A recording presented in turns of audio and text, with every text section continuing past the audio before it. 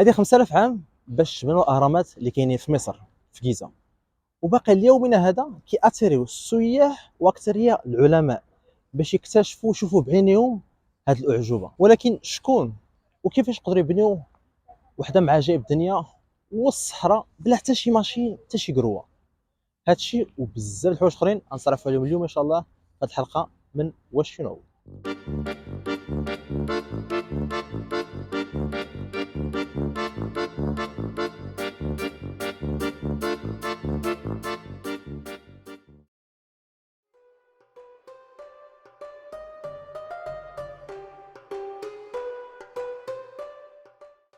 المصريين القدماء كانوا واحدين بزاف ديال الحضارات اللي كانوا كيامنوا بالحياه مورا الموت.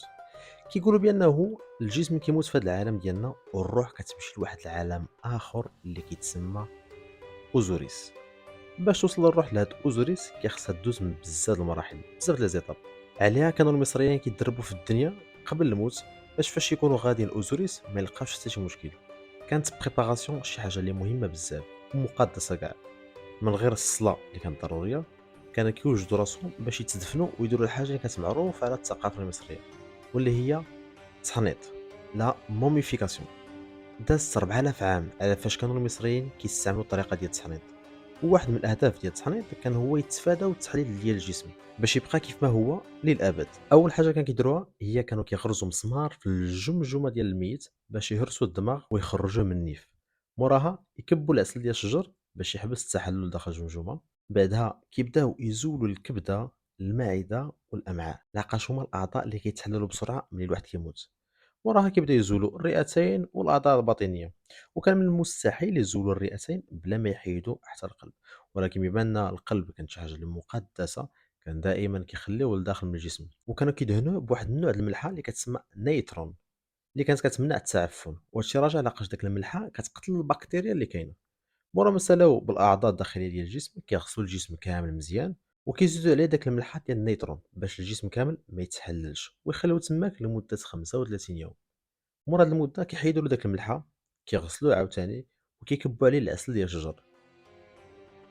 ملي كيساليو هاد ليطاب كانوا كيغطيوه ويلويو عليه واحد الثوب بيض. موراها كيديو داك الميت ينزلوه داخل التابوت ديالو. واخر مرحله هي يديوه للهرم ديالو اللي كيكون مبني مقاد وكيتسنى باش يستقبلوه. ودابا غادي نجربوا نفهموا كيفاش داروا المصريين القدماء يبنيو هاد الاعجوبه ديال الاهرامات.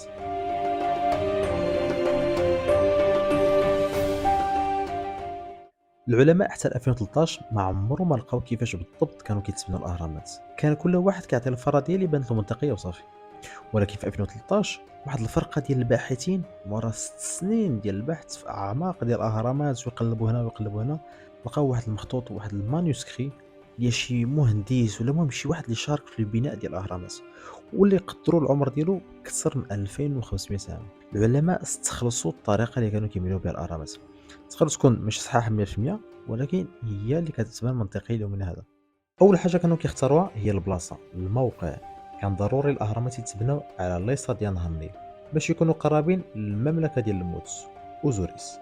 وفي نفس الوقت الاهرامات ما خاصهمش يتبناو بعادي من النهر، لقاش بمساعده نهر النيل غادي يقدروا يديو ويجيبوا الحجر اللي كان كيوصل الوزن ديالو حتى ل 15 طن.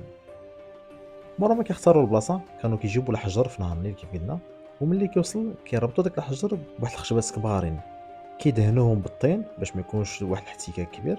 ومورا كيبقاو دافعينهم حتى لفين غادي يبنيو الهرم. دابا كتجي اصعب مرحله، يهزوا داك الحجر اللي كيف قلنا الوزن ديالو حتى ل 15 طن ويديروا واحد فوق الاخر باش يبنيو الهرم. المهم باش يبداو كان كيديروا واحد لاباز ديال الحجر بحال شي سفلي ولا شي غير شوسي، واللي موراها كانت كتعاونهم باش يصوبوا واحد المنحدر اللي به غادي يعاونهم يدفعوا ويجروا داك الحجر باش يطلعوه للفوق. في طريقه الشرح ديالها كتبان سهله ولكن كانت كديرهم بزاف الوقت، لدرجه كاين شي اهرامات تبناو على مده ديال 20 عام ولا حتى اكثر. وهكذا كيقولوا راه اغلبيه الاهرامات تبناو. تقدر تكون هذه نيتي الطريقه الصحيحه ولكن شكون عارف، لقاش كاين اللي كيعتقد راه واقيلا تبناو ازيكزاك ولا بحال شي دوامه. ما كناش عمرنا غادي نعرفوا بالضبط كيفاش داروا ليها، ولكن الحاجه اللي معروفه هي بانه كانوا ذكيين بزاف. قدروا يديروا انجاز كبير ملي بناو الاهرامات وسط الصحراء بداك الطريقه ولا اي طريقه كيف ما كانت، راه شي حاجه اللي مستحيله.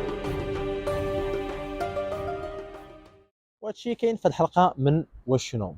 نتمنى نكونوا قربنا لكم الحضاره المصريه وكيفاش بناو الاهرامات شحال هادي. ما علينا نقول لكم الا نتلاقاو في حلقه جايه من واش شنو الاثنين الجاي ان شاء الله. السلام عليكم.